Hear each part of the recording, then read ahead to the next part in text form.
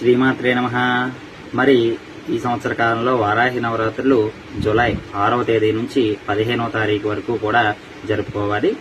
అయితే ముఖ్యంగా వారాహి నవరాత్రులు చాలా వరకు కూడా చాలా ముఖ్యమైనవి. వీటిని గుప్త నవరాత్రులు అని కూడా అంటారు. కాబట్టి వీటిని చేయడం వల్ల మనకు జ్ఞానం, మోక్షం, అదేవిధంగా మనకు అనుకోలేని పనులు ఏవైనా ఉంటే ఆ పనులన్నీ కూడా త్వరగా కూడా నెరవేరడానికి ఆస్కారం అయితే ఉంటుంది. ఎక్కువగా చేసుకోలేమనుకునే వాళ్ళు చక్కగా వారాహి అమ్మవారి చిత్రపటాన్ని పెట్టుకొని చక్కగా 9 రోజులు కూడా అమ్మవారికి దీప నైవేద్యంగా సమర్పించుకొని చేసుకోవచ్చు. వారాహి అమ్మవారి ఫోటో మేము పెట్టుకోలేమండి అనే వాళ్ళు ఎవరైనా కూడా మహాలక్ష్మిని కూడా పెట్టుకొని, లేదా దుర్గని కానీ సరస్వతిని కానీ ఏ రూపమైనా అమ్మవారి రూపాన్ని లలితా పరమేశ్వరిని అయినా కూడా పెట్టుకొని చక్కగా 9 రోజులు అమ్మవారికి పూజ చేసుకోవాలి. మా వారాహీదేవికి చక్కగా మరి దానిమ్మ గింజలు, అదేవిధంగా పాలు, పానకం అనేది చాలా ఇష్టం.